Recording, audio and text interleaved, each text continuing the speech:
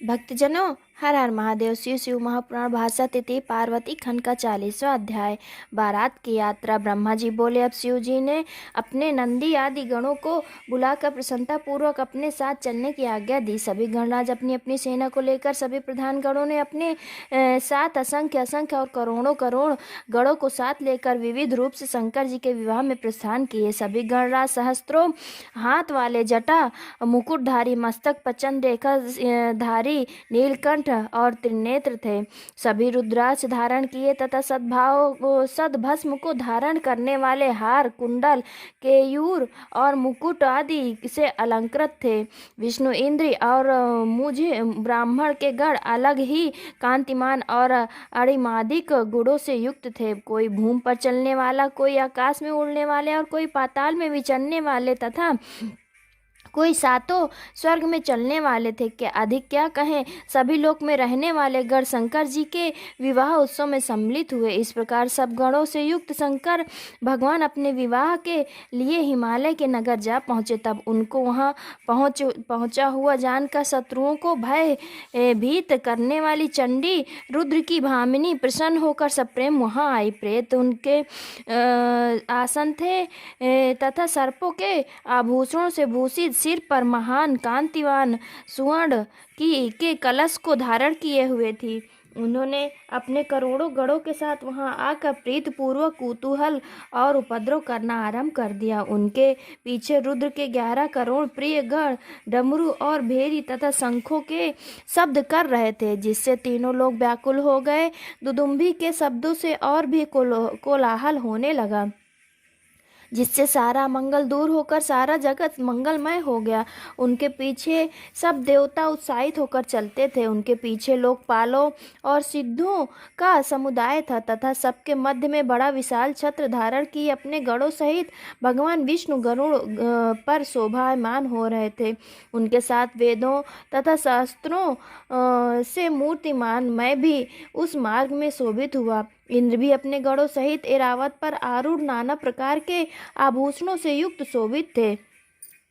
उत्कंठा युक्त संपूर्ण ऋषि भी शिव जी के विवाह में जाते हुए शोभित हो रहे थे। इस प्रकार अनेकों भूत, प्रेत, बेताल, ब्रह्म, राक्षस, यतुधान और शाकनी प्रथमादि तुम्बुरु सहित नारद जी, हाहा हुहु नामक श्रेष्ठ गंधर्व और सभी किन्नरगण बड़ी प्रसन्नता से अनेक प्रकार के बाजे बजाते हुए चल रहे थे। संपूर्ण जगत की माताएं तथा देवताओं की कन्याएं, गायत्री, सावित्री तथा लक्ष्मी और संपूर्ण देवताओं की स्त्रियां शिव जी के विवाह में प्रसन्नता पूर्वक चली। इसके साथ शुद्ध स्फटिक मणि के समान उज्जवल अत्यंत सुंदर बैल पर आरूढ़ भगवान शंकर जी मार्ग में चलते हुए परम शोभा को प्राप्त हो रहे थे।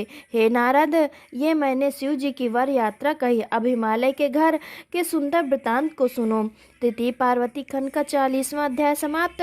41वां अध्याय नारद जी द्वारा हिमालय का निरीक्षण। ब्रह्मा जी बोले, हे नारद, तब परस्पर विचार कर शिव जी से आज्ञा ले विष्णु ने तुमको हिमालय के घर भेजा। तुम हिमालय के घर गए। वहां जाकर तुमने विश्वकर्मा द्वारा रचित अपनी वो कृत्रिम मूर्ति देखी जो उसने अपने द्वार पर बनवा रखी थी। उसे देख तुम बड़े आश्चर्यचकित हुए। फिर तुमने हिमालय के बनाए हुए सभी स्वर्ण के कलश, रंभों से शोभित वो मंडप देखा, जिसमें रत्नमय हजारों कदली के खंभे खड़े थे और अत्यंत अद्भुत वेदिका बनी थी। ये सब देखते हुए तुम हिमालय से मिले और पूछा कि क्या बारात सहित शिव जी अभी नहीं आए। हिमालय ने कहा, नहीं, अभी कोई समाचार नहीं आया, परंतु आशा है कि सर्वज्ञ प्रभु आते ही होंगे। आइए, तब तक चलकर आप भोजन आदि से निवृत्त होइए। हे नारद, तब तुमने जाकर हिमालय के साथ भोजन किया और पुनः उनके मेरु आदि पुत्रों को साथ लेकर उनकी आज्ञा से शिवागमन का मार्ग देखने लगे। तब इधर से समस्त देवताओं के उस समूह एवं बारात सहित शिव जी तुमसे मार्ग में मिले। सब देवताओं और शिव जी ने भी तुमसे हिमालय के घर की रचना और उनके मन का भाव पूछा। तुमने कहा सब ठीक है। हिमालय अपने लिए अपने आपके लिए कन्या अपनी पार्वती को देने के लिए बड़ी रचना एवं बनाव के साथ उत्सुक बैठा आपकी प्रतीक्षा कर रहा है। ये सुन शंकर जी सहित सब देवता प्रसन्न हो हिमाचल के नगर के निकट जा पहुंचे। तिथि पार्वती खंड का 41वां अध्याय समाप्त। 42वां अध्याय बारात की अगवानी। ब्रह्मा जी बोले ये समाचार गिरिजा को मिला कि बारात नगर के निकट आई तो वो बड़ी ही हर्षित हो ब्राह्मणों को अग्रणी बना सब पर्वतों को अगवानी के लिए भेज दिया। तब तथा हिमालय स्वयं भी अपने को बड़ा भाग्यशाली समझ आगे आए। देव सेना के दर्शन कर उनके हर्ष का अंत न रहा। देव समाज और पर्वत समाज ने एक दूसरे का दर्शन कर बड़ा सुख माना, मानो सुख पूर्वक पूरब और पश्चिम के दो समुद्र मिल गए हो। देवताओं तथा पर्वतों ने परस्पर मिलकर अपने को कृतकृत्य माना। तदंतर शिव जी को देखकर हिमालय ने प्रणाम किया और समस्त पर्वतों तथा ब्राह्मणों ने सदा शिव को प्रणाम किया। उस समय बैल पर बैठे शिव जी का मुख प्रसन्न था तथा अनेक दिव्य आभूषणों से युक्त परम देदीप्यमान हो रहे थे। उनके शरीर पर अत्यंत बारीक सुंदर रेशमी वस्त्र पड़ा शोभित हो रहा था। सिर पर रत्न जड़ित मुकुट था, श्वेत कांति थी। वे मंद मंद मुस्कुरा रहे थे। भूषणों के स्थान पर वे सर्पों के भूषण पहने थे, जिससे उनके अंगों की अद्भुत कांति और दिव्य प्रभा हो रही थी।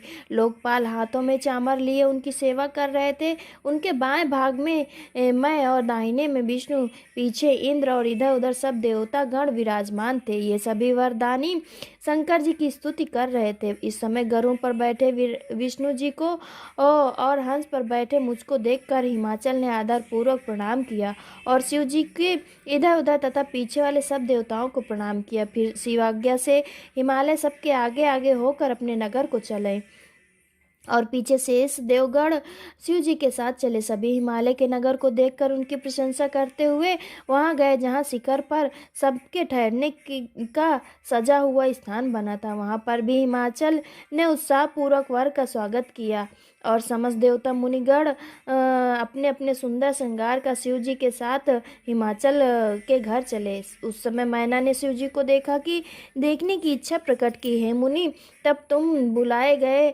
और तुम मन ही मन शिव जी को प्रणाम कर उनकी अभिलाषाओं को पूर्ण करने की इच्छा से वहां गए। वहां आश्चर्यचकित हो मैना ने तुमसे मदहारी शंकर जी के रूप को देखने की इच्छा प्रकट की। तिथि पार्वती खंड का 42वां अध्याय समाप्त। 43वां अध्याय नारद मैना संवाद।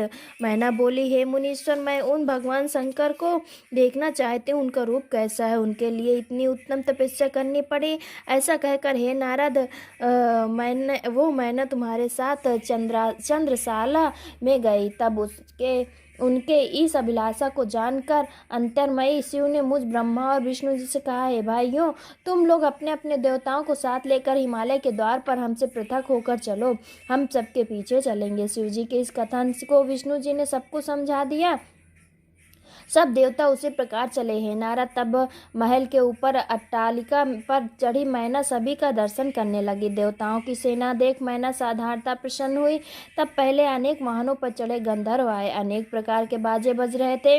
उनके हाथ में विचित्र पताकाएं फहरा रही थी और साथ में अप्सराएं भी थी। फिर उनके स्वामी वासु थे, जिन्हें देखकर मैना बड़ी प्रसन्न हुई और बोली, क्या ये ही शिव हैं? हे नारद, तुम मैना से कहा कि नहीं, पर ये पार्वती के पति शंकर नहीं है, ये उनके गण हैं। तब मैना ने सोचा कि जिनके गण इतने सुंदर हैं तो ना जाने शिव कैसे होंगे। पश्चात मणिग्रीवादी बहुत से यक्ष आए। उनकी शोभा गंधर्वों से भी दूनी थी।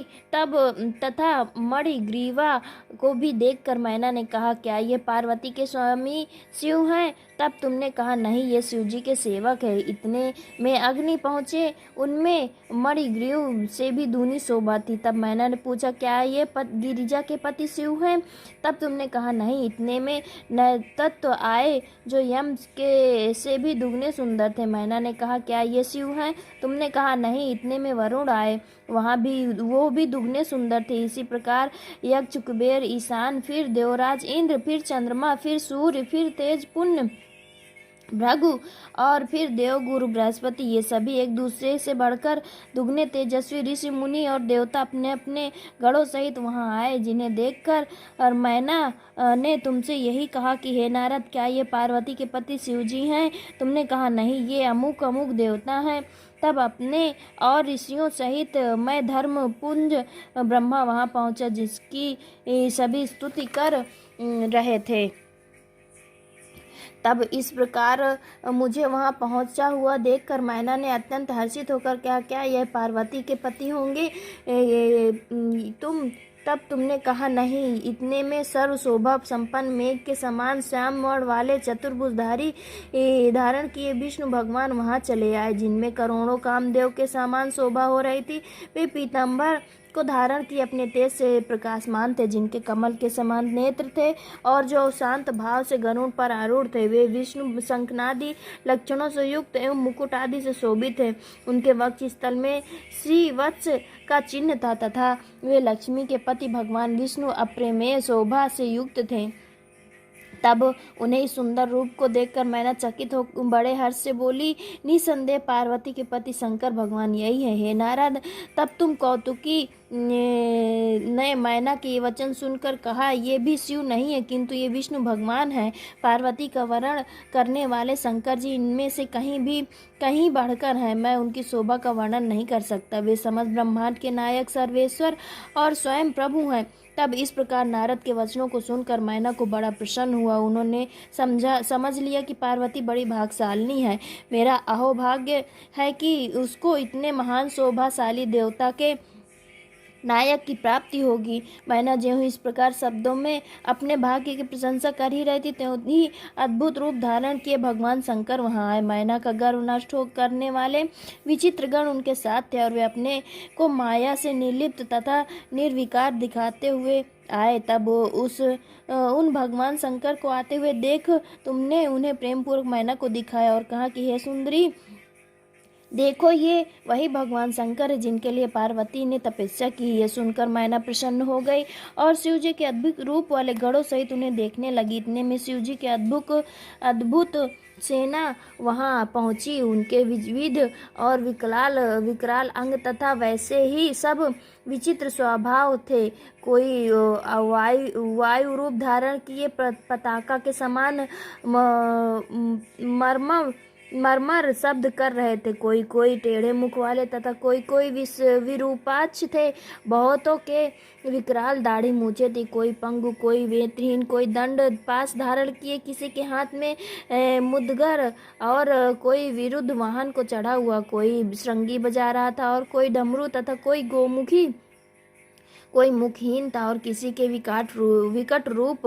बहुतों के बहुत मुख, किसी के हाथ नहीं, किसी के विकट हाथ और किसी के बहुत से हाथ। कोई नेत्रहीन, कोई बहुत नेत्र वाले, कोई सिर विहीन, कोई सिर के किसी के बुरे सिर थे, किसी का कान नहीं, किसी के बहुत से कान थे। इसी प्रकार अनेकों वेश धारण गण वहां आए। ऐसे सभी विकृत आकार वाले अगणित महावीर तथा भयानक अनेकों प्रबल गण थे। हे नारद, उसी समय सब गणों सहित तो तुमने भगवान शंकर को मैना को दिखा दिया। उन्हें देखते ही मैना को शोकाकुल हो गई।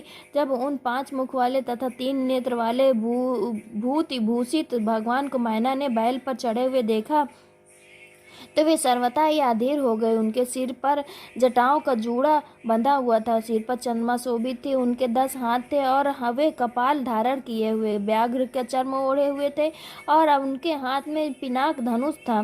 तब त्रिशूल लिए हुए ऐसे विरूपाक्ष और विकट रूप वाले तथा गज चर्म ओढ़े हुए व्याकुल हृदय शंकर जी को जब तुमने मैना को दिखाया तो उनकी व्याकुलता की सीमा न रही। वे चकित हो कांपती हुई विघल अपना अभिहल और भ्रांत हो गई। उस बुद्धिमती की बुद्धि जाती रही और उसने फिर कुछ कहते ना बना। तब उनकी इस दशा को देखकर तुमने उंगली से संकेत कर कहा ये शिव है। हे नारद, तुम्हारा ये वचन सुनते ही मैना को बड़ा दुख हुआ और वह तत्क्षण वायु से टूटी हुई लता के समान पृथ्वी पर गिर पड़ी और तुमसे बोली, अरे दुराग्रही, तूने मुझे ठग लिया। ऐसा कहते ही वे तत्क्षण मूर्छित हो गईं। उनकी सखियां उन्हें चेतना में लाने का उपचार करने लगी। धीरे धीरे उन्हें चेतना आई। तिथि पार्वती खंड का 43वां अध्याय समाप्त। भक्तजनों, हर हर महादेव, हर हर महादेव। ओम नमः शिवाय, ओम नमः शिवाय।